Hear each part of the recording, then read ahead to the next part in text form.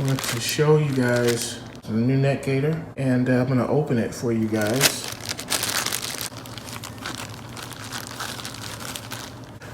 Look at that. Look at that. It's nice. It's my signature right there. It wasn't designed by me at all. I had nothing to do with this. The company that's behind this believe in my vision and design some things, and this is one of the things they designed. It's very great material. I mean, it's really good material. Made in USA.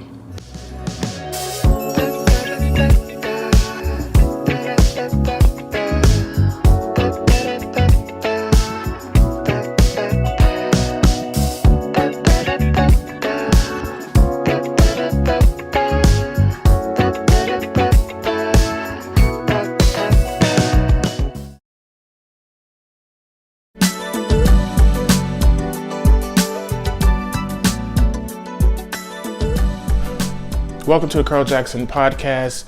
Season 5 begin right this very second.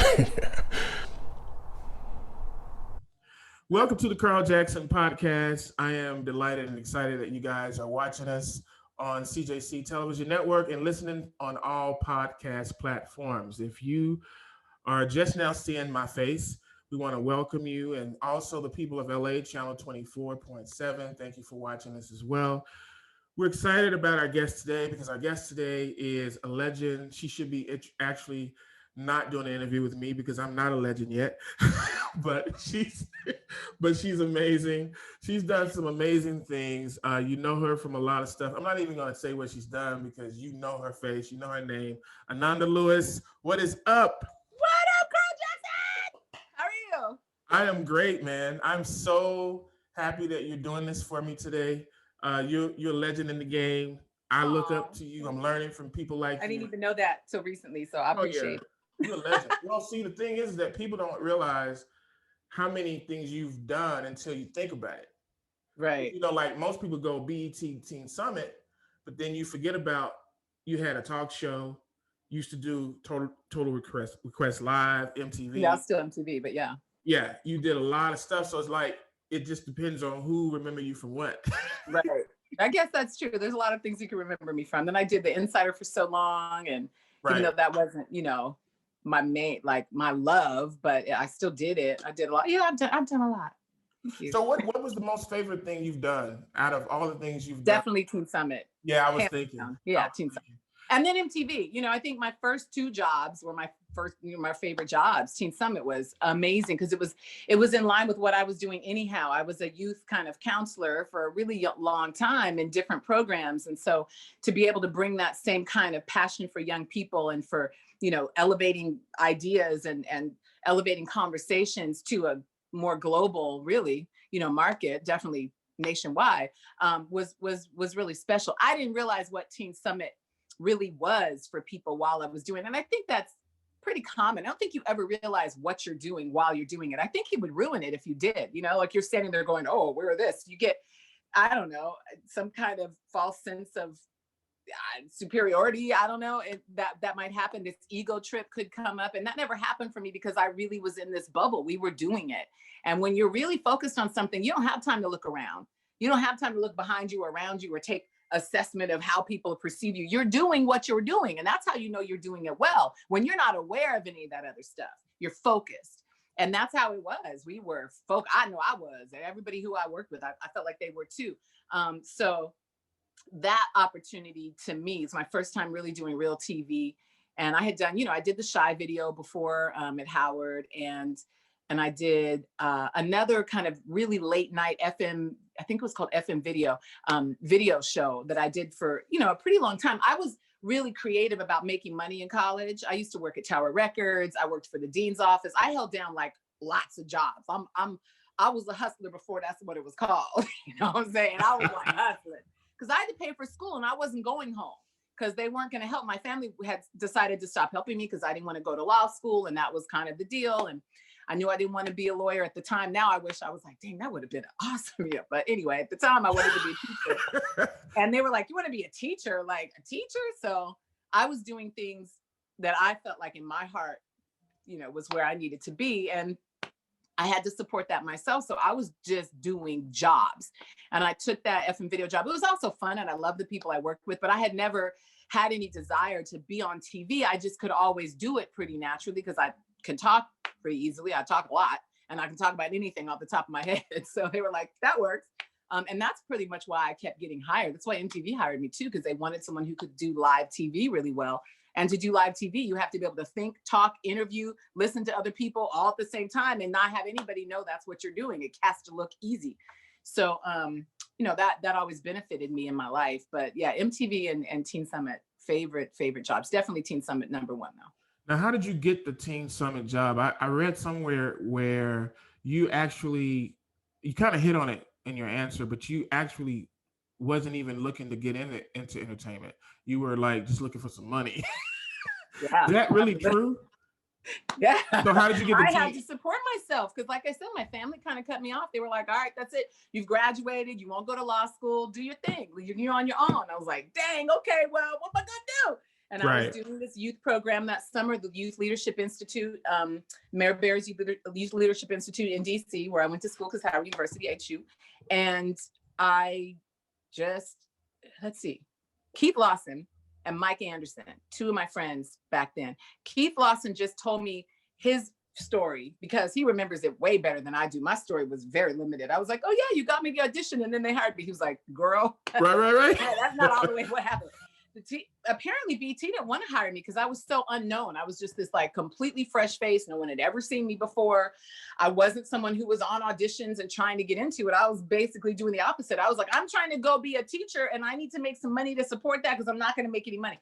So I was applying for Teach for America and I was working for this Youth Leadership Institute, and Keith called me. He had talked to me about other opportunities. I had auditioned for something else at BT and didn't get it. I was too young. And then he said, well, there's this other show, Teen Summit. And I was like, well, what's that? Because I didn't have cable. I wasn't paying for cable. I didn't know what it was.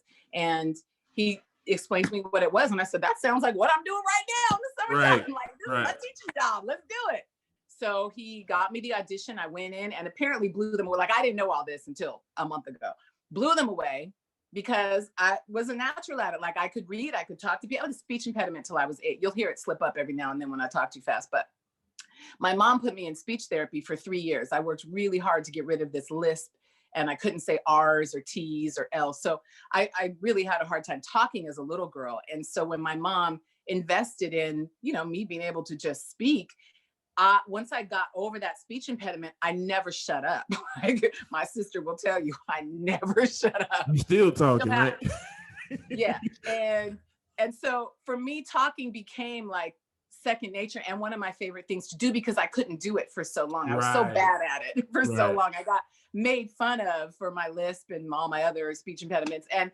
And so once I rid myself of that, it was like freedom, and I could read out loud in front of class and I could talk to people without being laughed at. And so that really did become a strength of mine, right? So for work, I mean, it was just the perfect thing to have a strength in, right, for TV. And when I could go in there and read the prompter easily. Oh, so one of the things I had to do with the speech therapy was speed reading. My mom also got me into speed reading because they kind of go hand in hand, right? I would read too fast in my mind and trip over the words coming out of my mouth. So I needed to regulate it better.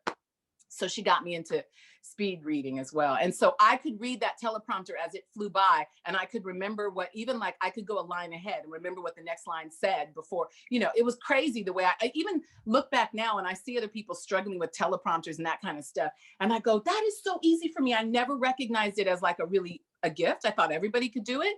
But I see why I kept getting hired, because I could really do live TV. You didn't have to tell me much, right? You could give me bullet points on a card, or you could scroll a prompter real quick, and I was good. And I guess that was the skill, you know, that was something not common. So that was part of the audition, reading the teleprompter. Then talking to the posse was part of the audition. Well, I did that every day. Like I just came out of doing that. It was crazy. It was like, it was really lined up for me. God was just like, this is what you're supposed to do right now. Here's your check, right? It wasn't that big of a check because it was BT in the 90s. It was a BT check. Listen, it was better than what I had. Better than what I had. So it was just all a huge blessing. And, you know, it's funny because you're in the middle of stuff again, like in the middle of it, you don't really recognize it. I didn't recognize it as this big blessing. And I certainly didn't realize that TV and that show was such a big deal for other people. When I started getting really popular or like famous from it, that scared the mess out of me. I was like, what is this? This is not teaching. Like, I didn't expect that part. I really didn't. And I think it became something that was more of a problem for me than I expected it to be. What was the problem out of it? What was the problem for you? What was it? I had a lot of stalkers. And I was really fearful a lot of the time. So I lived in a bit of like, it made me really paranoid and super private, because people were just, all men especially, were just always on me.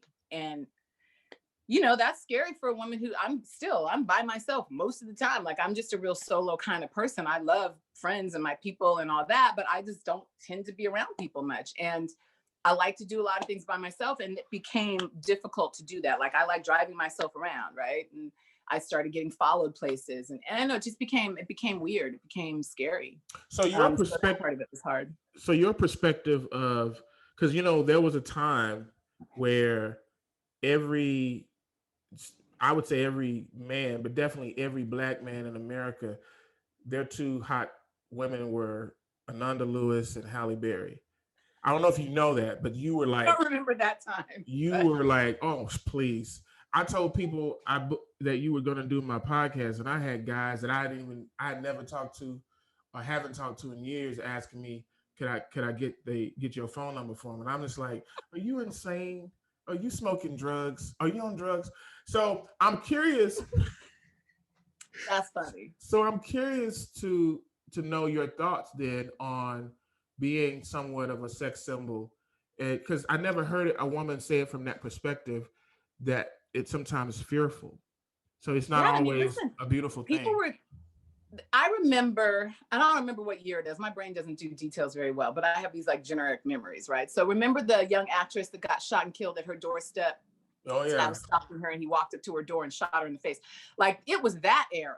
Oh, and wow. So I didn't know what, you know, I lived by myself. I was always by myself. Like, I can fight, but not a man. I'm not trying to fight a dude. Right. You know, and just the whole idea that you would have to defend yourself at a moment's notice because you're kind of being targeted, you know, it's just scary. And I never really got over it. I'm still really private because of those early experiences. I mean, I had people show up to my door, and I had, you know, just scary people grabbing me or like putting their hands on me in ways that were, you know, it was really inappropriate. But what do I do? And I'm kind to people. So it was always difficult for me to also be like, what are you doing? Like, I don't really do that. So I don't know. I found myself in some situations. There was this situation at this club in Atlanta, and this was when I was at Teen Summit. It was probably like 96, right before I left for MTV, maybe early 97. And I was in this club. I was with just one girlfriend with me. And I knew a bunch of people in the club, you know, like Jermaine Dupri was there. And there was other people there who knew me, who I knew from work and friends. And this one guy just got really, he was like, yeah, you want to dance? And he grabbed my waist, and I was like, yeah, I just don't want to be touched, and da-da-da. And maybe I had been drinking, maybe I said something not real crazy, but I was just, you know, give me my boundaries kind of thing. And he was like, bitch, fuck you, blah, blah, blah. He literally got in my face, and I grabbed because I will grab some shit. Like, I will grab some shit. I grabbed a champagne bottle off the bar because we were standing over the bar, and I had it in my hand. Like, I thought I was going to have to crack this dude's head open. It was crazy. And Jermaine actually sent his security over there. I think that's what happened. My recollection is that JD sent his security over there. That dude broke us up. But then club security came over, and just because I was in a beef, they threw you out. Oh, wow. They kicked me out. I'm like, it didn't matter. They kicked me out. So I don't know. It's just all the time things would happen when I would just be out by myself, or just like not with security. Nobody ever sent me nowhere with security. BT didn't put security on me. MTV didn't put security on me. Like, if I was working, they did. MTV was very good about that. But it wasn't something I thought I had to think about until things happened. And when things happen, it's too late. You know, so I had some near squabbles with a couple of dudes who just felt like they should be able to just touch me and grab me and, you know, kiss me or whatever the hell they were gonna do. And like, no, what are you doing? So so I guess you really don't see the whole essence of being a sex symbol as a good thing, really, huh? I mean, I remember being named one of People's 50 Most Beautiful. Yeah, And things I kind of remember that shifted too at that because moment for it me. was it was on my wall. Don't tell nobody though. Well, thank you. But to me, a shift really happened then, because I wasn't raised with that. I wasn't raised with, oh, you're so pretty. Oh, you're so cute. My grandma didn't let people say stuff like that to me, or my sister, who's also, beautiful. And she wasn't about that. She was about, what do your grades look like? What do you know how to do? Come with me to collect these rent checks and figure out how.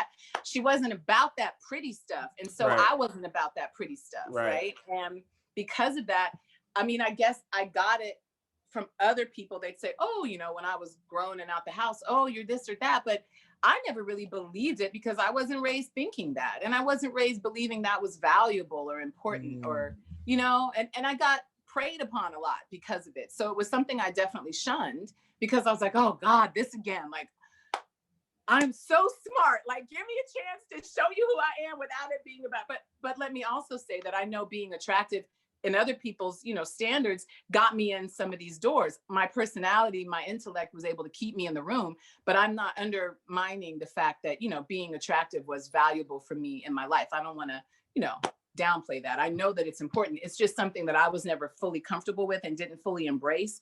So when it came time to be like the it girl or the sex symbol, I was like, oh, Jesus, like, leave me alone, just because it had caused so many problems in my life up to that point. So I've been around you in person. You're a very beautiful lady in person. Have you ever had women be jealous of that? I've had women hit on me.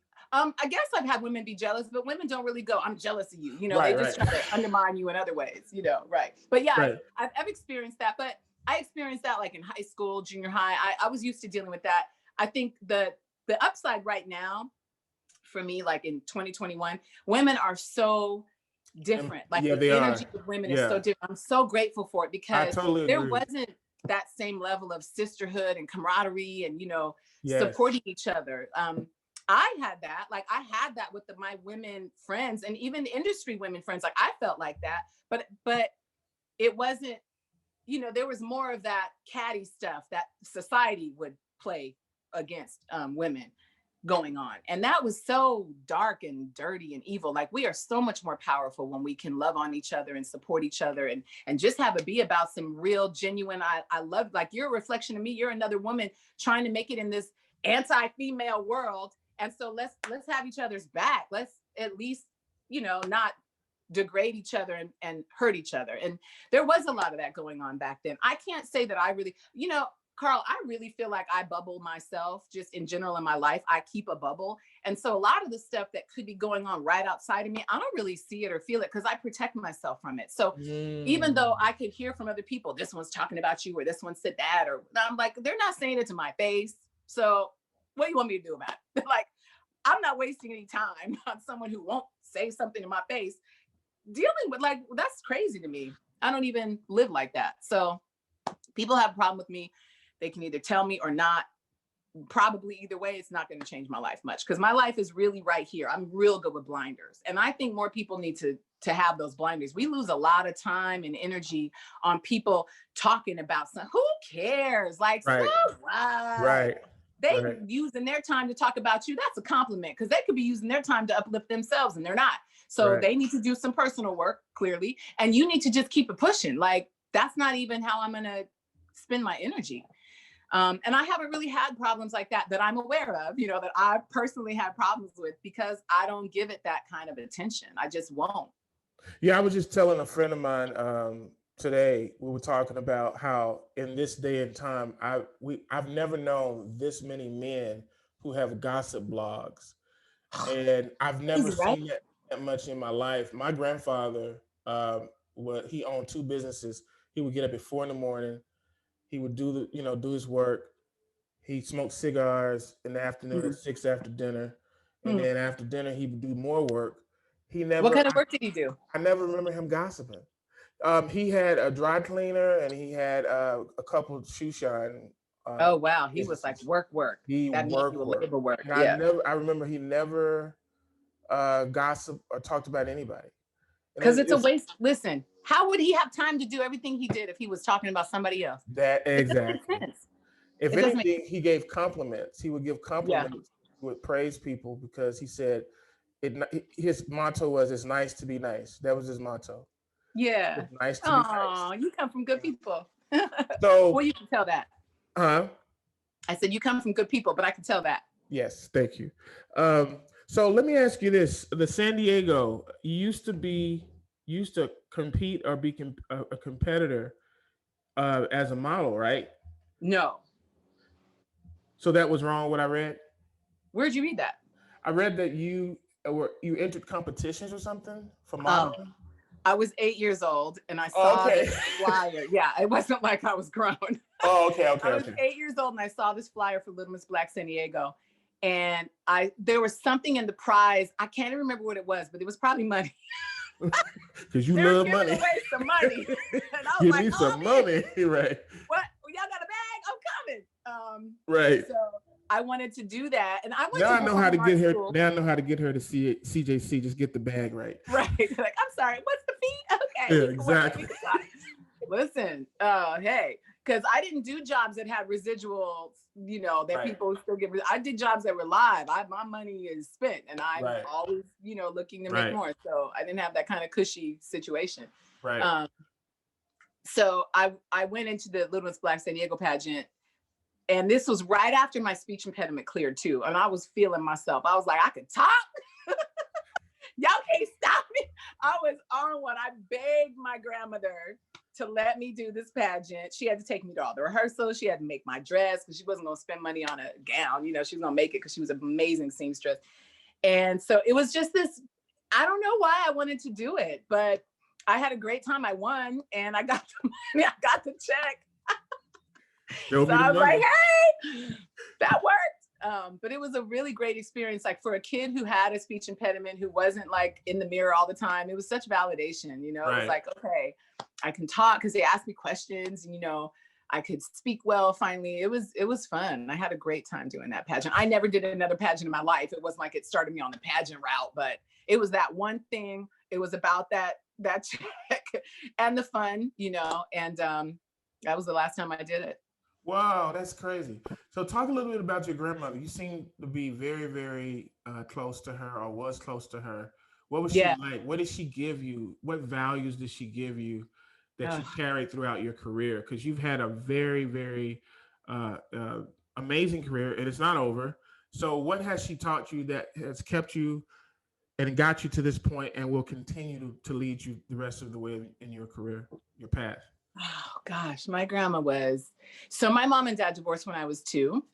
And when I was about 3 or 4, my mom decided to move back to San Diego. I think she had tried it on her own, tried being a single mom, 2 daughters and no help from her ex. And so she just was like most single moms, like, I can't do this by myself. It's too hard, even back then.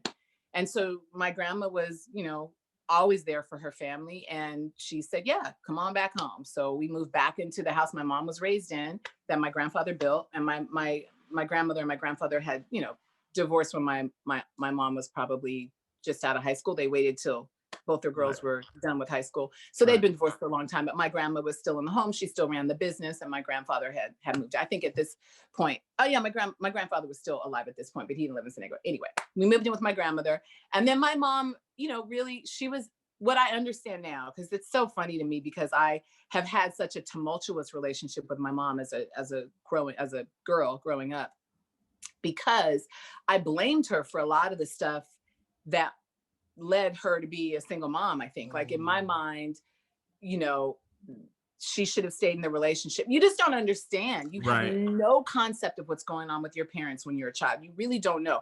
All I knew is my dad was gone and I was in this new situation. And so it must have, my mom was, it must be her fault, right? Like it's kid logic. It doesn't make any sense, but it's kid logic.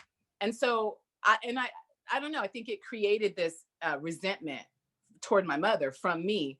That didn't really show itself till I was more of a teenager. But anyway, my mother was dealing with all these issues I could not have understood, that now as an adult who's been through some breakups and some heartache, I can understand it now. And your mom. And your mom. And my mom, right. No, I said, and you are a mother. And I'm a mom, right. I understand it from a single mom's perspective too. And she just needed a break. She, I can imagine her at that time just being overwhelmed and needing to get away. And so that's what she did. She got away. She went out of the country for what to me as a little kid seemed like a year, but you know, your time ain't right either. You don't know what, how many months has passed. It ended up, maybe it was like 6 months or whatever, but it felt like a long time to me. And I felt that abandonment, right? I felt that gap of this person who'd been like, I was a breastfed baby till I was 2 or 3. Like she took great care of me for all those early years. And then poof, you're gone.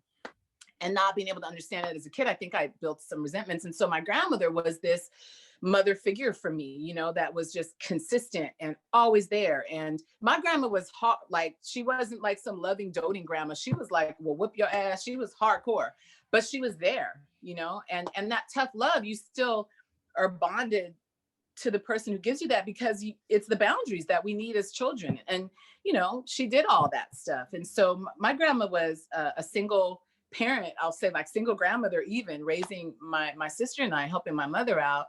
And I saw her, like I said before, collect rent. She was a business owner. She turned the store that she and my grandfather had into a rental property. So she rented it out. So my sister and I would go with her every month to collect her checks. She owned apartment buildings and this property and that, you know, she was constantly doing, she was like boss before boss was boss, right? And that's who I had as an example.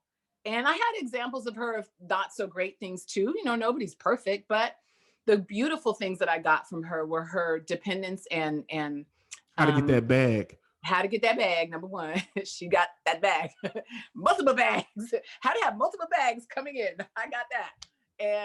And based on property ownership too. Like she was really into property ownership. Real estate. Wholesale property, real estate was all, that was her thing. Taking care of people too. My grandmother would cook meals for older people who were like shut in their homes, and she would come feed them, and she would make them Christmas planters. Like I remember picking plants out of her yard. She has this huge backyard. We still own the property. My family does, this huge backyard with all these plants. And she loved her yard. Like she was in the yard working, tending, doing, she had such a green thumb. You know, we would smuggle plants back for her from Mexico. Me and my sister would like be sitting on the plants, and then she'd say, act like you're asleep, so the border patrol wouldn't even wake us up. She was bringing stuff in. And I mean, she was just this renegade, Renaissance, wonderful woman who knew how to do so much. She could fix her own home. She sewed her own clothes. She tended her garden. She cooked. She entertained people. She threw these amazing birthday parties for us. Like she was, you know, amazing. And most women in her generation, like they had to do it all. Nobody was doing it for them, especially a Black woman. My grandmother was a Black woman, and she and my grandfather couldn't have even bought the house they bought if my grandfather hadn't gone to buy it. She couldn't show up at the you know, the land. Really, it wasn't a home. He built it himself. So the land they wanted to purchase, she couldn't even go. My grandfather looked really white. And my grandmother was very brown skinned Black woman from Tulsa, Oklahoma. And she couldn't even go. My grandfather had to show up to buy that property, or they wouldn't have been able to purchase it. So, you know, she lived in a time where she was very limited, and she didn't let any of that stop her. She, in her own circle, one of her favorite things to say was charity begins at home. The charity she did was right around her. I saw her taking care of the people right around her, right? Beautifully. And her dependence on God, she was constantly praying. She would, I mean, literally, she drove this big old hefty Impala brown metal chunk, you know, them old Impalas, like it was like a 65 or something crazy, a chunk of a metal car. And I mean, she was little and she rolled that sucker, and she would get into these, like she hated going on the freeway. So all the time on the freeway, she'd be like, like nervous. And she would just start praying. She'd say, Father, you know, get me through this thing. Get me through this. Keep us safe. Like she was just constantly praying. So I learned prayer and dependence on God from her, and having a personal relationship. Like she wasn't big on going to church. We did go to church, but she wasn't like, I have to go to church to talk to God. She was talking to God all the time. Come on. Right. Yeah. And so and also her parents, like her family that she came from, a lot of them had passed, and she was constantly talking to them. So I learned this connection to the spirit world, you know, of people who we've lost, not really being gone, but being right here for us. And she would call on her mother and call on her father. And that was something I didn't see anybody doing. And so I learned how to sew from her. She tried to like technically teach me, and I was too young to be paying that much attention, but I watched her so a lot. I could just stand there and watch her because she was always working. I learned not to sit still for long. My grandma did not take breaks. She didn't go on vacation. She didn't sit. She was like constantly doing something. She had this little box. I think I still have this radio in storage. It's so sad because I keep everything, but she had this radio that could tune into a TV station. Remember those? Oh, yeah. She would have that out in the yard listening to her stories, Young and the Restless, Guiding Light, Days of Our Lives. Like she listened to all the stories all day long. And I could hear that damn radio down the street. I'm walking home from elementary school. I could hear her in the backyard listening to her story. So she was constantly working. Like she wasn't someone who sat around and did nothing. And to this day, I have a hard time sitting around doing nothing. I have a hard time respecting people who sit around doing nothing. I can't stand somebody sitting around and watching TV for 6 hours and not moving. Like, get up, do. It deeply bothers me. And I know that's my issue. I can't judge people for what they do. No, it's my issue too. I'm the same way. I can't do it. Like it makes me crazy. Like all this time that you're sitting here wasting and you have stuff you need to do. Yes. I have a list. Like there is no time where I'm without something to do. So when people say to me, oh, let's go hang out, let's chill. I'm like, I don't chill. I have like literally my brain goes crazy when I'm just sitting around talking or catching somebody up on what I've done. Like, listen, if you weren't there, then you might not know what happened. Cause I don't sit around and like I don't do that very well. It in my gut, in my being, it's not what I can do. And it does make it hard in some of my relationships because I think people expect you to just like you're my friend, so you're gonna call and catch up. And I don't do it well. And it comes from a very early experience for me where my grandmother like shunned that. She hated lazy people, and was not one.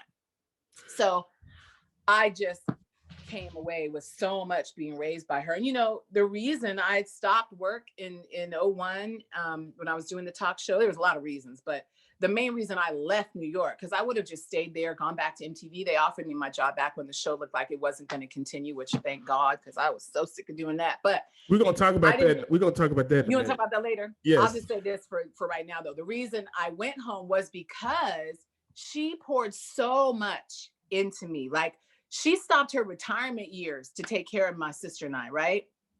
The only reason I had the childhood I had was because of her.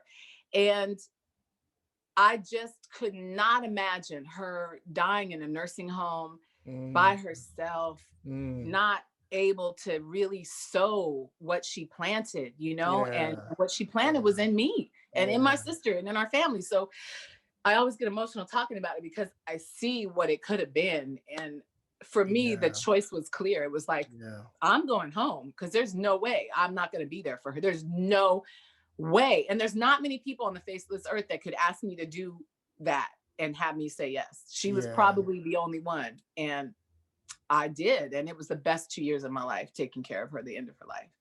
Because of everything that she poured into me, it was like, I got to pay her back. And how often do you get to do that? Like, how often do you really get to give back to someone who gave you everything? Usually we just sit in this desire to give back to them, but I got to really go do it. And it's one of the things I'm proudest of in my life. That's beautiful. And I bet it probably means so much to you, considering the fact that your childhood was very difficult, and she took you in as if she birthed you. Yeah, she really did. It was like a and second she was a mom. nurturer like that, Right. And I saw her taking other people in too. Like I was like, oh, it ain't personal. This is just what you do, right? You taking dogs, you taking cats, you taking. You should do comedy. She takes care of people, She took care of people, and that's what she did. And it was beautiful.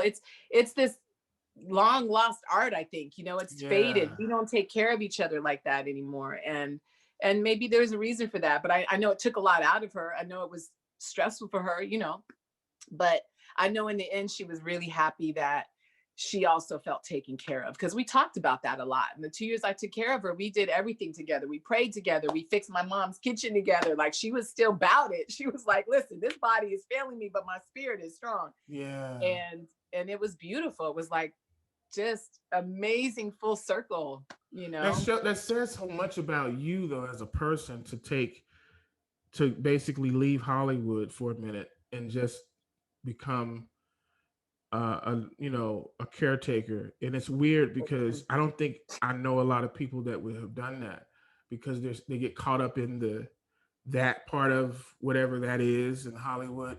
Like And the ego of it.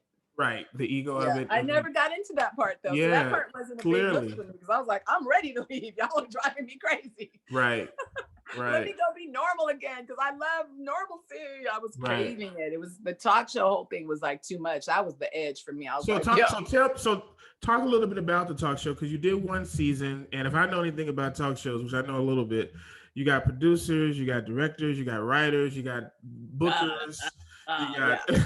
So for you, I know that in itself was like, but then tell us your perspective of that. What was that like for you, and why did you, decide that, hey, I can't take no more of this, I'm out? One of the difficulties my grandmother and I have had my whole life, when she was, here and I was growing up, we're both Aries. I was born 3-4 days before her. I'm March 21st. She was March 24th. So my sister is March 22nd. Shout out to Wendy. So you know what kind of people we talking about. I know what you like. Trust me. So trying to tell me what I'm gonna do, that's a problem. That's a whole problem. That's not a half a problem. That's a whole problem. That is an entire problem. That's a problem. It triggers things. Yes. And fires start within me that will burn your ass. And yes. It's not pretty and it's not fun. And I don't care who you are. So me and my grandma were battling a lot, especially as I moved into adolescence. We had moved out of our house by the time I was like 9 or 10, but we still battled because my poor mom, I just ran all over my mother. I just had way too big of a personality. My mom was like really kind and gentle and soft. I was like, you don't stand a chance. But you a pushover. My fire, yes, right. So I would get sent to my grandma's to get a whooping. All right. My mom she wasn't really big on she wasn't strong enough to discipline me. God bless. She wasn't strong enough to discipline me. And so my grandma still was the disciplinarian for a lot of it. And I say all that to say that my grandmother and I butted heads. So I was used to butting heads with people I care deeply about. So you're a stranger coming trying to tell me what to do. I don't even it's a problem. You don't even understand, right? You don't know, and it ain't even a problem. Right. I think they thought that I was Hollywood, like all the people who will just do whatever, just tell me what to do. I just want to be on TV. Just let me be cute. Not me. Y'all got me confused with somebody. And I don't know who it is, but you're wrong. And let me gently first correct you. And then the correction's gonna be harder and harder and harder the more you try to strong arm me into some shit I'm not interested in doing. Come on. And listen, it was even a problem at all my other jobs, but it was less of a problem because my name wasn't on it. I was like, this is your show. I know my job. Like, I'm here to host. I don't own nothing. You ain't put my name on nothing. Cool. We cool. You want me to do it like this? I'll do it as close to like that as I can within reason, still being myself. Cool. And it worked like that. But when it's your name talk show, right. Now you have my name up there. Right. Now I need things you go put my name on it. I need it to look like me. I need it to feel like me. I need it to actually be me if it's going to have my name on it. If not, take my name off. I actually stopped in the middle of one of the tapings and I was like, I'm not doing this shit. I was on stage with an audience full of people. And I was like, let me ask y'all something. Whose name is up there on the thing? Whose name? Turn around and look at whose name it is. Stop the whole production. I didn't even understand how fully disrespectful. I'm a hothead. I admit that I'm an Aries. I got a lot of things going on. My sister's the same way. Trust me, I get it. And listen, we'll be the nicest person. I love people. The most I will giving, work with the issues, most nice. but when I get to when it's time out, it's time out. And when you push me against the wall, I'm gonna come out swinging on you so hard. So I made the audience turn around and said, look at whose name is on that wall. Because they have my name real big on the back of the wall. Even though I didn't want it up there. I was like, don't put my name. We'll take advantage. Man. I said, whose name? They were like, no, this. I said, right. So you would think that if I say, I don't remember what the issue was. It was always something like the producers were being told by the EP to do something in a way that I already said, that's not how we're doing it. And right. But I didn't know that I didn't have that power. So, but I have my name on the show. So I thought, this is my power. I had it all. I was not prepared for the trickery that level of TV contains. Not all of it. There were some great experiences too. Really amazing people that worked on my show. But what I dealt with on the level of not being able to get things done the way I wanted them done, to me, it was trickery. And it was trickery that started in the contract, which I wasn't, all the way. I was, 26, 27. I was just too young to even be doing that. So, hindsight 2020, I would never do a talk show again. I did 186 shows in that little short 8-month period we were taping. I felt like they were trying to kill me. I know they weren't, but the work of it, some days we were taping 3 shows. It was crazy. And on top of that kind of schedule, to be fighting constantly with producers for what I felt like was basic stuff, you know, and to want things to be ethically what lined up with me. It couldn't have lasted. I was miserable. I was, threatening people at the end of it and cussing out the owner. Like, it was horrible. It got really bad. I didn't have anybody really there on an agent level to fight to be the good cop, bad cop. I couldn't be the good cop because I had to be the bad cop too, because I didn't really have anybody who had my back like that. Right. I did have agents, but they had their own thing. It was just nobody was really on my team, right? Except agents were looking for the money anyway. And they made big deals behind my back. So that's what their motivation was. But I had a really great PR person, Marvette Brito. I had a really great, assist. I had good people around me, but not in the positions that I needed them to be in, because that's not what they did. Marvette fought some serious battles for me, I will say that, but she couldn't fight the battles that my agents are supposed to fight. It was just like I didn't understand the hierarchy and how stuff worked. It was just crazy. So I lost it a couple of times on people, Carl. I was like, listen, go fight somebody in here, because that Aries kept getting triggered. And I just couldn't do it. It was physically making me ill. And I lost my voice for about 2 weeks. They had to shut down production. I had polyps on my vocal cords. And, if you know about what I'm learning, this crash course in health I've gotten the last 2 years too, kind of started back then, like recognizing that emotionally, if you are suppressed and if you are squashing your real self, if you are not able, to be your full expression, your body will shut down on you in certain ways. Your body will start to mess with you and be like, oh, that's not what we're doing. So you want to try to sustain that, cool. But how about you can't talk for 2 weeks? I had polyps that I had to get dealt with. That literally came from all the screaming matches and feeling stifled, feeling silenced. I would say certain things on my show, my show. And when they didn't agree with them, they would just edit them out. Yeah, that's crazy. It would just be gone. Yeah, I would go watch it at home and I'd be like, that's not what I said right there.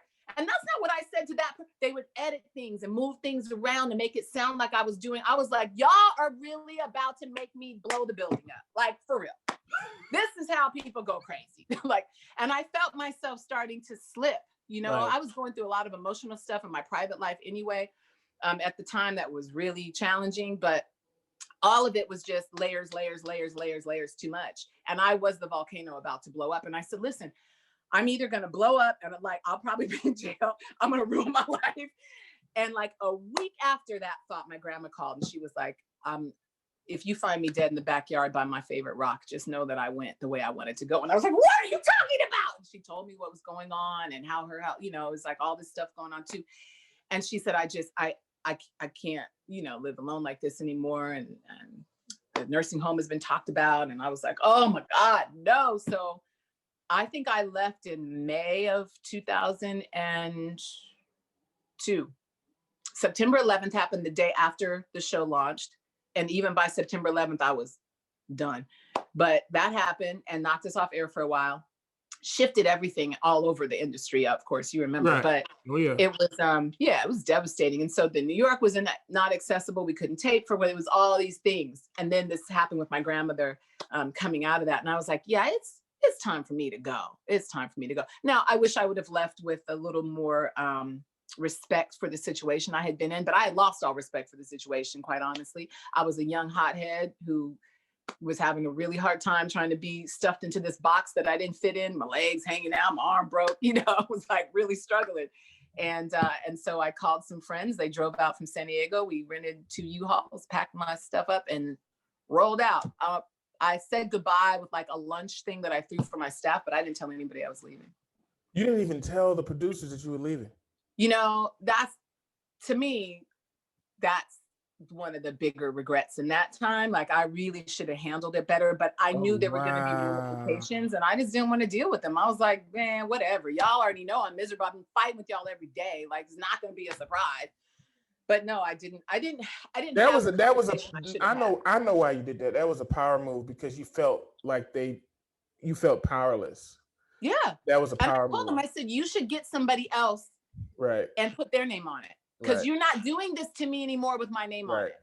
Yeah, you got cookie cutter people. Oh, people would kill for your job. Let them bring them in. Let them have it.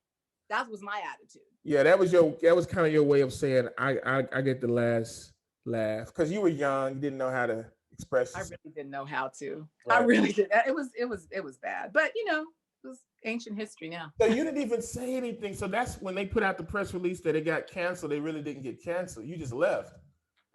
I don't even remember them doing the press release because when I got to California, I changed my phone number. They couldn't even call me. Wow. But the bad part is for me, like I wasn't seeing things the way I should have or could have. I left everything and everybody hanging like that. Like I had friendships, families and friends that working on the set, right? Yeah, and they needed the check. Right. and friends like industry friends, like people that I talk to all the time, people you would know, like people I just disappeared, and I needed for my sanity to do that, but I didn't really take full assessment of the fallout it would create in my life in other ways. But do you think a little bit of it though was that you were, and I am not trying to psychoanalyze nothing. I have a sister who when I pissed her off so bad one time, she left her house at 10 o'clock at night, came to my house and told me off for like 30 minutes. So I'm not trying to read you, trust me. I don't mess with Aries. But no, I mean, at all. But do you think part of it was because maybe you were a little bit afraid of how big you was about to get, even bigger than what you already were? And it was kind of like freaking you out a little bit subconsciously. I'm just asking subconsciously because you know they were going to give you an 15, 18-year run if you had played the game. Maybe, you know, they were going to make you the Jenny Jones, the Oprah. They were getting ready to do that.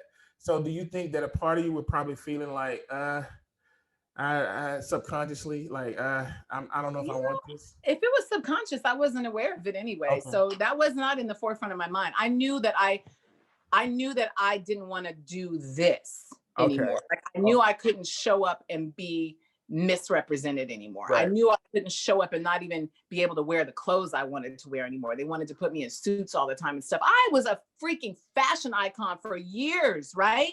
How are you going to put me in a suit? What are you doing? And if it's a suit, let me get a fly suit. Like you were trying to turn me into a 60-year-old white woman. Oprah, right. Or not even Oprah. Or Sally. Like, Sally. You're trying to turn me into somebody I cannot be. I can only be me. And I heard that whole like, oh, the next Oprah. I didn't want that. That wasn't my goal. And so, I mean, I could see doing it a certain way, but I could not see doing it that certain way with those particular people because they didn't want to do it. They were clear they didn't want to do it. They kept bringing me stuff.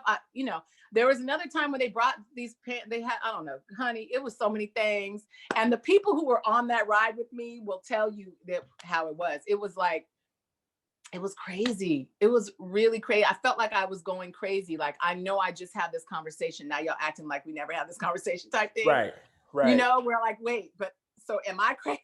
Right. And again, the safety issue, I had way more stalkers then who would show up at the studios. They were making me park 2 blocks away in the truck and walk, by myself. I had a great security guard, Sheldon, who would make sure he came down and picked me up. But that was after a couple of things. Like it was just, I didn't feel cared for enough. I didn't feel protected enough. And I felt like it was bad timing. And I was like, you know what? Nah, my answer is no. And so it was around the time where I think, they were either going to pick it up or not. And I had to make sure they didn't pick me up because I couldn't do it anymore. Got it.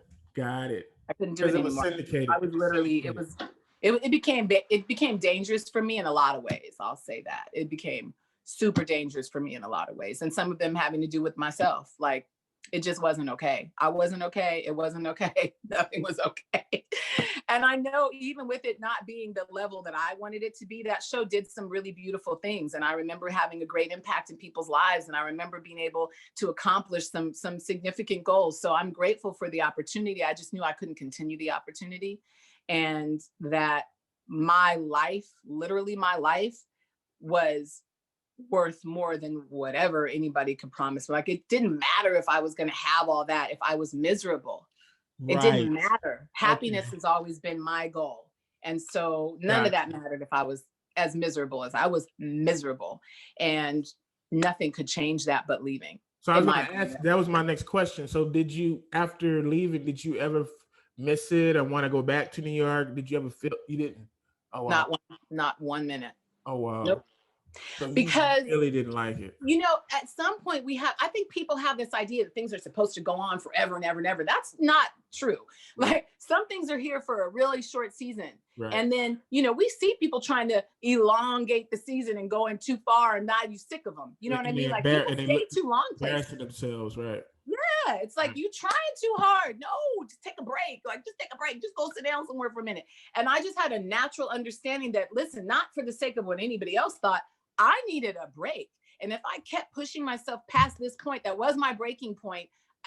I was, you know what I was afraid of? I was afraid of what was going to happen if I pushed myself past that point.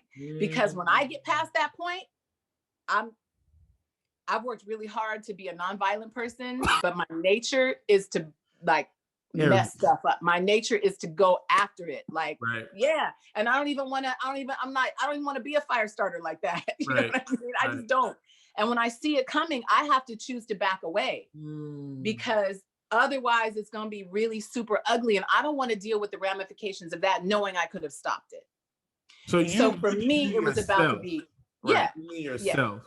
It was the best thing for yourself was to get out of there. Right. It was the safest thing for me, and the most sane thing for me. And I'm telling you, man, one day somebody will talk about it, but nobody around me is going to talk about it right now. You know, nobody's living forever. One day I'm gone. Y'all can tell the story once I'm not here. It got ugly, and it got physically ugly. And so it was just, did you ever feel racism in it, or you just think it was just Hollywood? Oh, no, there was definitely racism. You know, racism was so common at the time. We even call it racism. It was like, we aren't even identifying it. Move away, nigger. Go over here, nigger. Right. These little Black girls should be grateful. Listen. Right. I mean, yeah, all of that played into it. And then when I asked for Black EPs and all that, like, it just wasn't happening. So, yeah. I don't think that was meant to be for me. I really believe I was meant to come home and take care of my grandmother. I don't know who else would have done that. And so with all the whatever it was the right thing for me to leave. And maybe I did it in the wrong way, but it was absolutely the right choice. And I get that is weird to people, because people's priorities are different than mine. People's priorities are be as famous as you can, make this. Okay, I do have a priority on making money, but be as famous as you can, do whatever you need to do to get the bag. I'm not going to do whatever I need to do for the bag. I'm going to do what I can do within reason and my own ethical standards. What I want to do, right? Right. So I'm just not going to just do whatever. And to me, that line of whatever was being crossed, because it wasn't me. You want me to be somebody else, and I'm not ever going to be willing to be that. You're going to have to get whoever else that is you want and get them, because I'm going to be me. And if you don't like that, that's okay. But you don't get to make me change because you don't like it. I get to get the fuck out. Right. Pardon my français. You know what the problem was? I'm gonna tell you what the problem was. The problem was they treated you like it was your lifelong dream to be famous. And it wasn't. Right. And they expected me to do whatever to hold on to it. They didn't know. And I was like, no, I have a very low threshold. Right. They didn't know you was just doing it for the bag, if nothing else. But and for the helping people of it. And you wanted to have fun. I couldn't even do that much of that. And you wanted to have fun. Yes. You know, you want to enjoy what you're doing. Yeah. And so that was the mistake they made. They thought you just was like most Hollywoodish people who I'll do whatever, make me famous. What? Right. No. You got me real confused. You have me all wrong. And then when they would find out from my own mouth, my own interaction with them, what it really was, they were like, oh my God, like that's what she's gonna do. Like, you gonna come here and really cuss people out? I am, because you won't listen to me talking right. You won't listen to me being calm and considerate and respectful. So now I got to take it to another level. And you don't think I'm capable of that level because you haven't been paying attention. I need to see That's what that was. I need to see that movie, you cussing out the president of King World. No, you don't. I felt so bad when I heard he, you know. I want to see that movie. God rest his soul. Roger King. He was really amazing in the beginning. I felt like we were gonna really have something, you know, but the initial conversation just wasn't what the deal said, you know, and by the time I got in it, it was like he wanted me to conform, and I'm not a conformist. So we got a problem. You know, we'd be on the phone hollering and stuff. And when I heard that he actually passed away, like on the phone, I don't know if that's true or not. It was what was in the news, but he passed away, you know, on a phone call with the argument. I thought flashbacks. I was like, oh my God, that could have been us, you know, we would go at it. And it was just, I knew that I should have been able to behave a different way, but behaving that different way was a violation of who I am. Fundamentally. Say that again. Say that again. I knew I was supposed to be able to behave a different way, but behaving that way was a violation of who I am. And I'm always going to choose myself. That's a t-shirt. I'm always going to choose myself, because I'll get my own damn bag, but I'm not going to become something other than me for the sake of taking your money and doing things your way and playing nice. Damn that. I can't live with it. And that's what really happened. I stopped being able to live with myself. I had crossed all the boundaries and red lines in my own sand that I was willing to cross. I was done doing that. And they didn't want to give any on their end. It wasn't like, okay, we'll let you have, you know, okay, well, no. It was just like, do what you need to do. Bitch, fuck out of here. I don't do that. I don't do that. Excuse me. That's the second F-bomb. People ain't used to be cussing. My sister act exactly alike. You guys are twins. No, I'm serious. My sister is exactly just like you. So let me ask you this before we wrap this thing up. I know you got stuff to do. So let me ask you this. Let's talk a little bit about your announcement concerning your health scare, and what initiatives are you taking to help others who are going through what you're going through? Oh, you know, well, one, information is everything when it comes to breast cancer. And I've learned so much just being my own guinea pig over the last 2 years. And especially that first year when I was literally just on my own in the wilderness, like figuring it out, all the research, all the everything, you know, protocols and resources and all the stuff I've gathered for myself, I'm going to share with every other woman who's going through it, because, you know, it's up to you what choice you want to make with your health. It's always up to you. You can either get up, work out every day, eat right, drink right, take care of yourself, and do that for your life, or do that for as soon as you realize you need to do it. Or you can wake up one day and realize that your body is broken because you haven't done it. And then you have to start doing it, right? And I'm not saying that all, you know, cancers and things that happen to your body that are in that really detrimental category are your fault. But I am saying that most of the time you have something to do with it. I know I did. I'll just speak for myself. I was not taking care of myself. I was emotionally stressed out. I was, you know, managing circumstances I never in my life should have been managing. I was not taking care of myself in terms of what I was eating. I was not working out consistently. I was trying to like lose baby weight, and I was doing stuff for the sake of that. But that's a different way of handling your body than your overall health being the priority. And so I've learned a lot. And the first way I'm going to share that specifically with, you know, women who are dealing with breast cancer and Black women specifically, who tend to be the highest mortality rates when it comes to this, is an ebook, because I think that's the best way to share right now. You know, it's something fast. People can get it quickly. It can be free, and it can be helpful. And so really that'll just be, I don't know, like in my mind, I'm still working on it. So I see it as like a collection of, all the things that I've done, but also some of the things I haven't done, because I've learned from my own testing, some of the things that are effective, like mistletoe, doesn't work in my body. My body tested completely zero of efficacy for mistletoe, but it has helped people I know. And so I think it's important for women to know that that's an option, and not to take the tea. I spent hundreds of dollars on teas and pills before I found out that teas and pills aren't effective for mistletoe, and before I found out it wasn't effective for me. So I want to help women save money and time, you know, and all of the work that I've done, I want it to be useful for someone else. So the ebook, hopefully, you know, I do everything by myself. I need to be better at accepting help. But a lot of this stuff, it's not like somebody else can help me, because it's research stuff I have to do, right? Like, who else is going to know? Like, so hopefully all of this will be done by my birthday. The second thing I want to do is to start really bringing in money to help women who can't access these alternative protocols that I have been so blessed to be able to access financially, to be able to do hyperbaric chambers and vitamin C IVs, which are thousands of dollars a month, to be able to have their own infrared sauna that they can get in every night, you know, and do the detox that allows through the sweating, to be able to have all the access to the books and the information and the meditations and the trampoline, and like everything that I do that I know has been so effective for me. I want to be able to just send, like, this isn't about creating a nonprofit, although that probably would be a smarter way to do it, because I'd rather just spend my own money and save my time on the red tape that happens with nonprofits and the time it takes and blah, blah, blah, blah, blah. Can I just get some money and buy this stuff? Thank you. That's how I like to do things. I'll just go buy it. So, but there's like a whole package I want to send to women. There's about 20, 25 women I'm in touch with right now that I have a list of, that have reached out to me since me sharing what's going on, who are also going through it, but don't have the resources and don't have the stuff, right? Even if you choose conventional, like I was saying before, personal choice, do what works for you. I didn't choose conventional, but for women who did, even they need to detox. Even they need to take better care of their bodies. Even they need the information. Even they can supplement. Even they should know about CBD and THC, like all of the stuff that they could do in conjunction with it. Their doctors are not going to tell them. And it's not because those doctors are in some kind of big conspiracy, you know, or anything to keep you sick.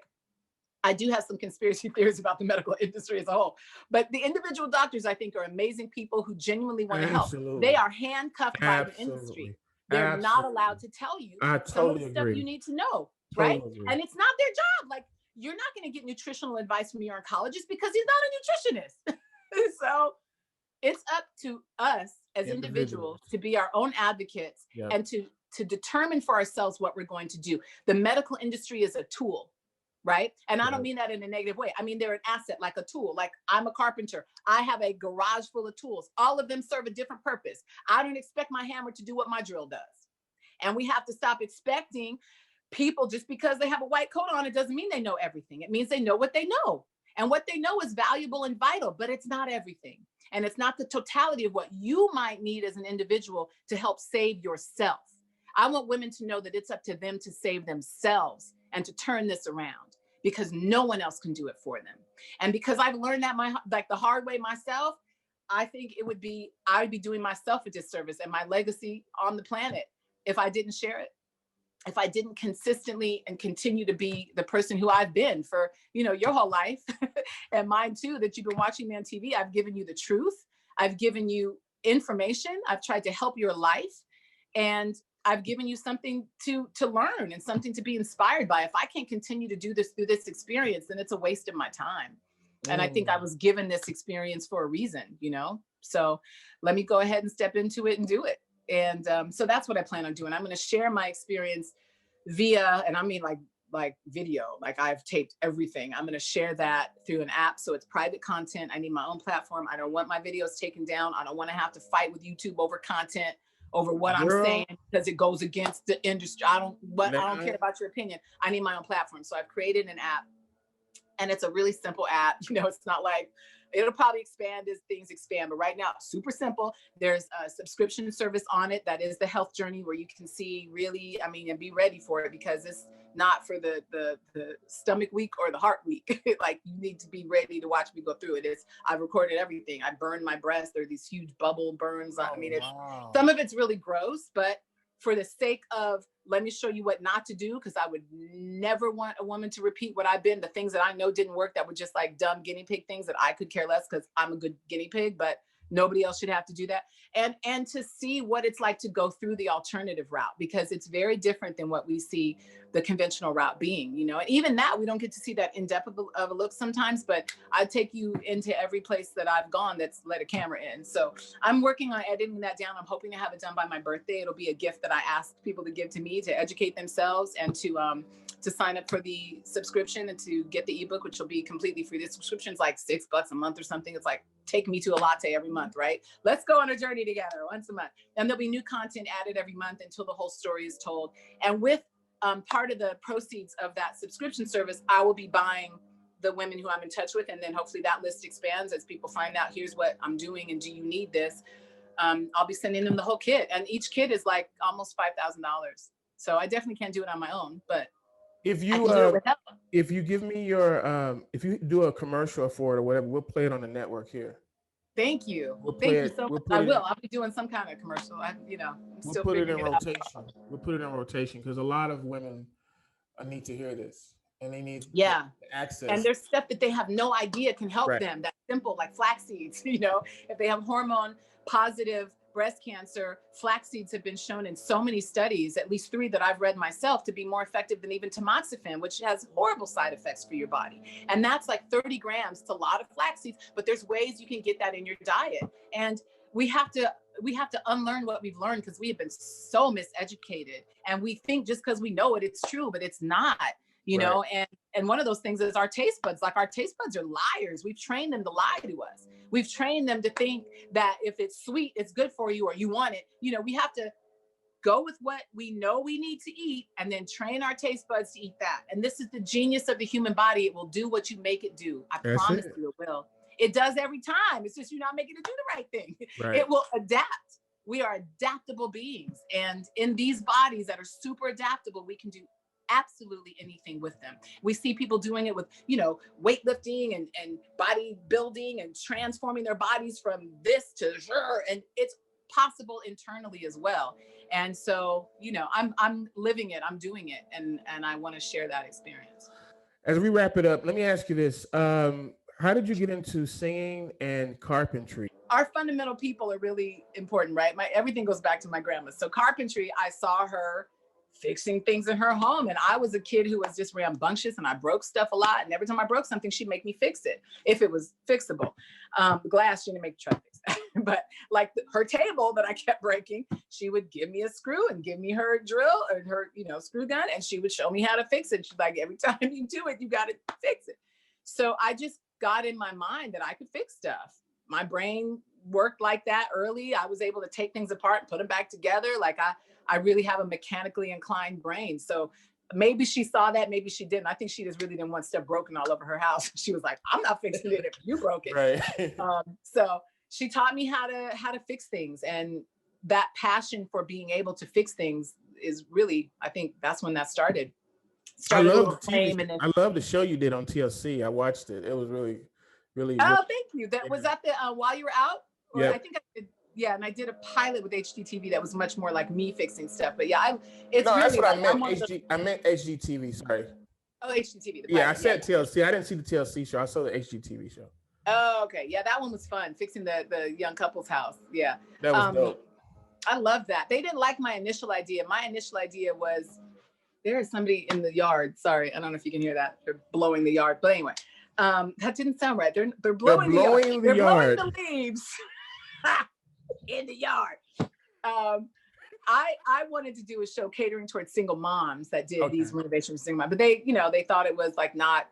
I thought it was too narrow of a group. I was like, do you know who your viewing audience is? Because I can't be right. Anyway, it made me feel like, here I go fighting with these networks about what I want versus what they want. I'm not doing it. So I just was like, okay, we'll do it your way this time. But eventually, if I get to that, I'm really on this health kick right now. And I think that's what my calling is for now, but I might get back to that. But I still do carpentry. And I just really felt like I'm passionate about it. And I spent so much time on TV, and I loved my experiences on TV, but I wasn't passionate about doing TV, right? And it wasn't like the thing I thought I was here to do. So I was still searching for what that was. And I was at a house I was living in trying to create a shoe shelf for myself, like a rack of shoes. And I was having such a hard time. I've always owned tools. I've always loved tools. Home Depot and the tool section has always been my calm place. That's like my Zen place. I would just walk around and touch the tools and look at the new things. It would calm me down, especially during the talk show years. I would go to the 24-hour Home Depot in Jersey and just calm down. That was like my place. So that's always been my love. And so I just was struggling with trying to get this shelving made. And I finally was like, somebody has to be able to teach me how to do this. Like there has to be a class. So I got online, started searching for it, and I found LA Trade Tech downtown had these weekend classes where you could come learn how to do like, they had one for cabinetry and like finished carpentry and stuff like that. And I was like, well, yeah, well, where's the one for shoe racks? And I'm like, well, what? How? I kept searching and finally found a class on like, it was Carpentry 101, but something tools. And I knew, I was like, they need to teach me they're going to teach me how to do it. So it was really along that search that I found all the classes I wanted to take. I signed up I was like, I had this excitement building in me the more classes I clicked. Like the semester was going to start in like 2 months. And I was like, oh, I'm going to take this one. Oh, I'm going to take this one. I was getting excited. And I was like, this is how I want to feel all the time. Okay. This is what I've been missing. Right. This is, if I felt like this about work, I could show up every day and be happy, So I said, well, maybe this is what I need to do. So I was following my happiness. I was seeing it on the horizon, peeking out at me going, I want you, and I just kept pursuing it. And I ended up in a full-time class load for carpentry. And my teacher at the time, he was like, why aren't you gonna get a degree at the end of this? And I was like, I can get a degree at the end of this? He was like, absolutely. You have to have these other, the GEs and stuff. I said, well, I have a degree. Like, will those GEs work? And we kept troubleshooting. He was like, you could totally have a degree in this. And I said, well, let's do it. Cause I have my BA stuff from Howard and those things could cross over. And it just worked out. I literally didn't intend to go get a degree. I intended to go learn specifically what I was looking to learn. And it turned into a degree. And I was so grateful. Like I walked across that stage with a 4.0 with my hammer in my hand. Like I was the only person who showed up with a hammer. I was like, I don't care. I'm gonna carry my hammer. And I was in love. So That's I was amazing. ready. This is what I wanted to do. And during that time, the agent that I had at that short period of time, she was like, so you won't show up for a meeting about this because you're in carpentry class? And I was like, yeah. She's like, okay. I was frustrated. I'm such a frustrating client. I know. I apologize. I had to be myself, whatever. And so I kept turning down work. And I was like, no, this is what I'm going to do. I'm not going to miss class. I would show up at, class started at 7. I was there till 4. I was there on time. I had the best notes. I took notes in different colors. I like rainbow notes because I like things to stand out. I'm a really good student. And I was a really good student for carpentry because I really love it. So when it finally came time for me to figure out how to get back to work, and I was, I had this whole tumultuous kind of personal life stuff, and I was coming out of this relationship, and I was about to just be figuring out how to take care of my child. And I was like, I gotta work. So what do I want to do? And I was dreading. I was like, I cannot go back to TV. And then slowly the idea, I was watching HGTV a lot and, hearing about, I was like, well, maybe I could go back to TV if I went back like that, because this is what I love. So how do I turn this into something that makes money, right? That's how do I get the bag out of this? And that's how the pilot came up. But they didn't pick it up? They didn't. But because I guess at the time they were doing those pickups, they were being bought by Scripps. So the whole thing was changing, and they were like, we're not doing anything. We're not buying anything. But they kept me on their radar because they liked working with me. And so when this other show came up on TLC, that was a reboot of While You Were Out, they were like, oh, she's perfect for that. So I kept working with them, and I still work with them. The show that I'm doing next with TLC is another Unexpected Tell-All from their teen pregnancy show. I don't know when it airs, but we just filmed it. So nice. TLC, I like them. They're a great network. That's and they have some really interesting stuff going on. But it's not carpentry, but still. I do carpentry, when I want to, because I have my tools in my garage. So I wanted it to be what I did on TV, but I'm going to do it regardless of whether or not it's on TV, right? So. And then you're singing. I love. I know you got to go in a second. You're singing. I want to talk about that real quick. Oh, when did you start singing? Probably when I was a little girl, because I would be. You do it for fun, right? You don't tour with it. You just do it for fun. Is that what it is? Oh yeah, it's just totally fun. We're not. Okay. Yeah, it's fun. It's music therapy, honestly. Gotcha. And there have been some songs that have come up that we all really like. Like it's my Jam Nation family. And it all started on the couch at my friend Ben's house, and Gotcha. he and my friend Lucas, they were just jamming. They were literally just, you know, music has always been the human language. That's Right. why it's so universal. It's why it goes global when there's good songs, because it really is a universal language. And so I think music is also very healing. It has been for me. And they got together because they were, you know, both having these crises kind of things in life, or maybe not crises, but just like difficulties.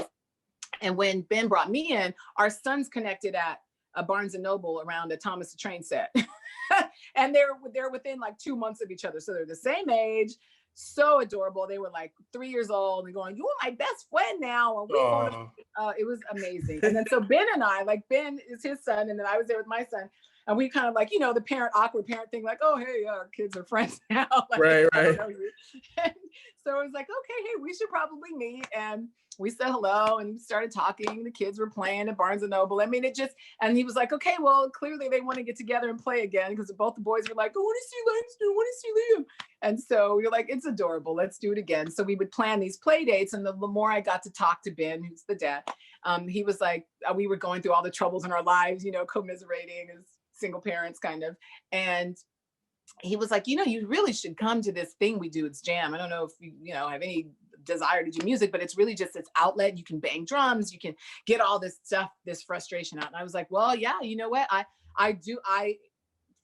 don't know that I can sing, but I imitate other people well. Because that's really, so to answer your question, I started singing when I was a little girl, because I've always loved music. Like everybody, you sing with the radio, sing in the shower, all that stuff. I used to sing On the Wings of Love at every family gathering every year. And they used to have to sit there and I would torture them and sing the entire song. You know, that song is long. And a lot of words too. Oh God, here she comes. You know, I was that kid, Aries. So, but I never took it serious. It was always just, singing feels good to me, right? And then so it graduated to like karaoke, and I would do karaoke, and I love like Alanis Morissette and Amy Winehouse and all these strong female voices that I would imitate those. But my grandma played a lot of jazz in the house, and I listened to Dinah Washington and, you know, just classics in her house.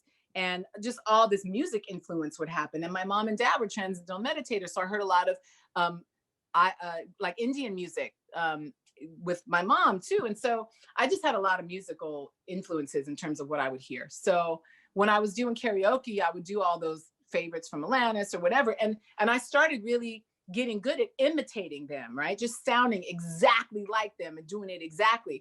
And then someone said, well, that means you can sing, because you can sing like them. And I said, I can't sing, I'm imitating Alanis. And I always kind of played it down, because I think people go, oh, if you can sing, you're supposed to have a music career. Right. No, what if you just like to sing? What if you just, right.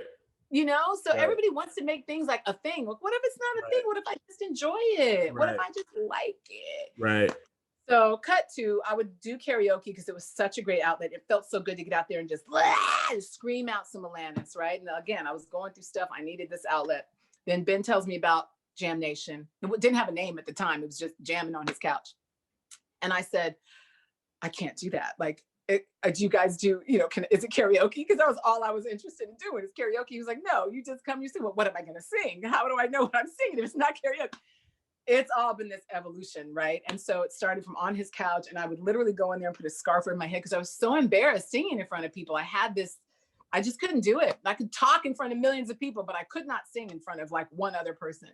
And what's funny is I had written songs before, and I love songwriting. I'd written all these songs, and I had friends who were like producers, you know, in their closets and stuff. They'd have a sound booth. And so I'd go in and go, I want to hear how this sounds. And it was really for the sake of making sounds, but I still wasn't like, oh, I'm trying to sing. I just loved writing. So I did some music with a friend, and I hated how my voice sounded on it. My voice sounded like weak and shaky, and I was still very embarrassed. Like I still had a thing, I wouldn't sing in front of people. So it's hard for me to belt it out like I did at karaoke. But then when Jam Nation came around, it's just a collective of people who love to create music together. And there was no pressure. It wasn't about, okay, now sing, or let me give you something to sing and do it like this. It was just like, whatever comes out of you, that's what it is. And it was freedom. It was freedom, and it was acceptance of whatever came out, you know? And then that allowed me this safe space to kind of deal with crafting what came out. And so like something could come out and I go, I don't like how that sounds. Let me try this. And it became this experimentation with my voice, using kind of the sounds that I knew I could create from imitating other people, but then making it my own sound, right? Like, well, what does that sound like if it just came out of me? If I wasn't channeling Alanis, what does that sound like, right? And so it was just literally like a 2-year evolution of being on this couch every Thursday, you know, and getting more and more confident and more okay with whatever came out, even when it sounds like shit, like it's okay, you know? And now here I am with this amazing group of musicians. Like they're real musicians. They really know how to play. And I'm kind of still just experimenting. But what's come out has been so freeing for me because it comes out as a melody, but also lyrics. And the lyrics have been about my life, you know, and the lyrics have been about what's really going on with me. And now I get it. Like all these people I interviewed at MTV about their music. I'm like, what's your inspiration? How does the music come? And what is it? I get it myself now. I'm experiencing it myself now. And I understand the power of the expression of your voice. And now I'm not afraid of it anymore. So you write songs too? All the stuff that is on there I've written, like all of that is just me singing whatever comes up. Somebody will start, you know how the jam works, so somebody will start playing something and then my mind might, you know, I might get something come down, or sometimes I literally hear it and go, oh, and it just, I open my mouth and lyrics come out and melody comes out and all of a sudden we have this song. But yeah, that's all me. Wow. The jam stuff anyway. That's amazing. That's amazing. Okay. But it's spontaneous. And that's kind of the only way it works for me. When I sit down and try to write, nothing. I have to be in a room full of people who are just creating in the moment. And then whatever comes out, I have to capture it on record because I won't remember what it was. So what you've seen on my Instagram is just stuff we captured because we're trying to record it. You know, we're trying to say, oh, we know we're live. We know we're not going to remember it. What does it sound like? And I want to hear what it sounds like. And so we've recorded it. And some of the stuff I really like. Wow, that's amazing. Some of it sucks and some of it I really like. Top five favorite things to do. Definitely hanging out with my son. I created this amazing little boy along with his dad. And he is so much me and so much his dad. It's this beautiful little blend. And I love him. He's a fun kid to be around. Now he wants to play too many video games and I don't do that. So he's disappointed. You don't want to play with me. I'll play Legos. I'll play board games. I won't play video games. I just don't want to do that. And he doesn't get that many video games when he's with me. So, but just spending time with him and talking to him, he's such a smart kid. He's a smart ass too, like I was. So it's like, I'm getting it back. Now I'm like, listen, I called and apologized to my mom profusely a couple of weeks ago. It's like, I'm so sorry. Like, was I like this? Was this how I was with you? Oh my gosh, my son. You should do. You know what? You should do stand up. You funny. Did I? No, I can't. I'm too embarrassed to do stand. I could never do stand up. But spending time with my son, he's almost 10, so you know that time is more and more valuable because he's going to be a teenager at some point soon, and he's not going to want to hang out with his mom anymore. Probably. I don't know. I think we have such a connection that he's always going to want to just come hug on me. But I love him. We're going to the drive-in movie this weekend, so I'm excited. And then I'd say singing, with the Jam Nation. I need to probably exercise the singing with other people a little more because I am pretty much only feeling safe with this group of people. This is like my jam family. These are the people that I evolved with, and this is where I'm comfortable, right? But I feel like that limits me. You know what I mean? Can I evolve to a place where I can just do this with other people? I don't know. Right now, it's all jam, but I love them, and they're so amazing. They bring so much out of me. And then, you know, when I'm in a relationship, I really like being with the man I'm with. I'm one of those women who, as strong and badass as I am, that's only on my surface. Like when I'm in a relationship, especially with the right kind of partner, I am like a caregiver. I go right into that mode I went into with my grandmother. Like I want to shower my man. I want to cook. I want to take care of him. I want to massage him. Like I'm a caregiver girlfriend. And I really like doing that. And where do I sign up at? No, I'm just kidding. What's the website? Listen, I'm one of those people that like, if you lost me, you a dumb man. Cause I'm the anyway, what's the website for this again? Where's the website? Were you married once? I was never married, no. Okay. Yeah. So what's the website? Number 4. The website to date. Listen, right. Listen. Is there a bag involved? Yeah, exactly. That is one of my favorite things. I'm a real not gushy, but I love being in love. I do. I love being in love, and I love taking care of the person I love. So that's a big deal for me. Now I got to pick number 4. Number 4. Yeah, while I'm going to Safari, look for your website. Hold on. Number 4. Number 4. I actually really enjoy, this is a weird one because I never thought I would say that. I really enjoy working out right now. And I think it's because I've embraced how good it is for me. And I'm seeing the kind of results I want in my body, as well as like internally and externally, I should say. So I'm seeing the results internally as well as externally. And I'm really enjoying that because it's important to me to live in the body I want to live in right now. Right. Yeah. And I'm really passionate about that. So I really do enjoy working out. And that burn. Yeah. That burn would be good, you know, like, ow, but yeah, it's weird. What else do I enjoy? Number 5, last one. I used to enjoy food, but I don't enjoy my food that much anymore. Well, that was going to be my next, that was my last top 5 was what's your favorite food? So what's your favorite food, top 5? My favorite foods used to be all the foods I'm not supposed to eat.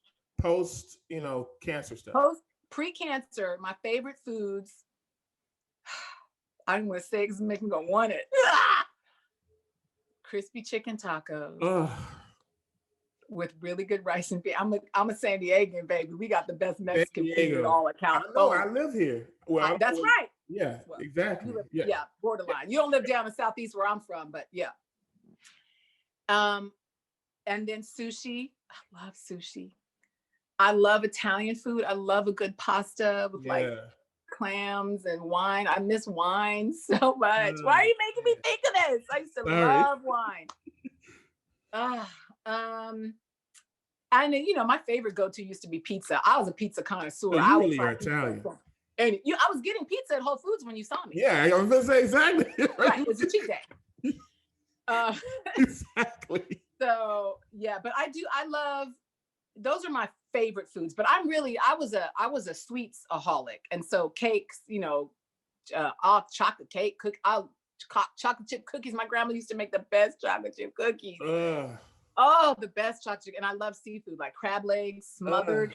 I want a vat of butter and crab legs. I can't eat any of that anymore. So thank you. So what's for reminding me that I have to go downstairs and have some freaking broccoli and navy beans and brown rice. Thank you. So that's your post food. Is broccoli and brown rice? Is that what it is? Broccoli, navy beans are actually a way more nutritious than black beans. So I switched to navy beans and I make them myself. So I have the, you know, dry beans and I soak them for 30 hours. And Dr. Aleem Muhammad has an amazing navy bean soup recipe. And I make that probably like once a month and it lasts for like a whole week. And then I'll just do regular plain navy beans over like brown rice. I'm back into grains because I passed the stage of fighting cancer where I needed to really starve the cancer cells. So now I'm in the stage where I need to really nourish my body. And excuse me, I know the jury is really out on grains, but I'm a grain lover, and I think starches are important. I think starches are vital for the human body, and you know, if you're working out, you can handle them. If you're not combining them with the oils and stuff, I think fried oils and all these saturated fats we get from meat, and also the rancid vegetable oils that we eat in way too high amounts, are one of the biggest health threats right now. I don't think it's grains, and I don't think it's, I mean, I think it's refined sugar, but I don't think it's like fruit sugar and carbohydrate sugar, right? It's that refined white sugar that we need to avoid. So the more I'm getting into it, the more I'm learning about all these gray areas, you know, and these like, yes, no sugar unless it's fruit sugar, and yes, you know, no white flour, but you should have some whole wheat. So I'm learning as I go, and it changes. I've learned about this overheating of our food and how dangerous that is recently, and that's tripped me out because all the different ways that I've eaten over these last 2 years, I've always overcooked the food. Right. Wow. So once you learn that component, so now I do slow cooker for my grains and starches, and I do just a steam basket with, you know, fresh water. Spring water is the only water I use for my veggies, and that's it. And my food is super boring. So thanks a lot, Carl, for messing it up at the very end of the interview. The good thing is I'm really disciplined, and so I don't care. Like, if this is what it takes for me to live a long time, I'll eat broccoli all day. I don't care. I had a really good run on food I'm not supposed to have. And I give myself one day it used to be every month, now it's every 4 months. Because if you're doing the right thing most of the time, you can do the wrong thing once in a while, right?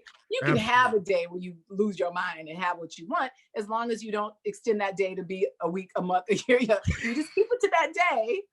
You can do that and then get back on track immediately. And I usually do like a detox cleanse, or I'll do a fast for 2 days after I've been bad, and I'll rinse everything out with water. You know, your body's adaptable. That works for you as well. So my mom used to, my mom would only let us eat sugar on Thanksgiving and Christmas. Wow, good mom. After that, it was health food stuff all the way. Carob cake, I think it was called. Oh my God, my mom used to feed us chocolate cookies with honey, made with honey instead of sugar. And you know, some of that stuff, the pecan pie with honey was actually pretty good. You could get that recipe and sell that now, and people buy it because everybody's trying to get healthy, because we see the detriment of all these years of eating wrong. It's an accumulative effect on your body, and it damages you beyond belief. I mean, you know, when you talk about things like cancer, this is an accumulative disease. It didn't happen overnight. Right. This is because you've been doing the wrong thing for too long, and now your body's like, you know what? I can't do this, and this is what happens. It's, you know, it's unfortunate, but the upside is you're in control of it. And if you've been doing the wrong thing and you have a result, you can do the right thing and get a result as well. Sickness is a result of doing something. Wellness is a result of doing something. And it's up to you to determine what you're going to do. And so I feel really empowered, and I feel like, you know, I'm good. I'm good, and I want to share good. That's good, actually. I'm going to write that down. Share good. That might be the title of something I do soon. Thank you so much. I know I've taken up all your time. I appreciate this. I really, really, really appreciate it. Thank you for doing the podcast. Hope you come back, and I hope we can do some work together at some point. I'm sure we can. I see you doing all kinds of great things in the entertainment film world. I am. Thank you, Carl. It's nice to finally talk to you. Nice Thanks for running into me randomly in Whole Foods. And while you're on that, let me say congratulations. I know firsthand how difficult that is. And so good for you, and keep it up. And let me tell you something. I know. Yay for you. Thank you. Thank you, Ms. Lewis, for doing the show tonight. I really appreciate it. Until next time, everyone, you be blessed, stay safe.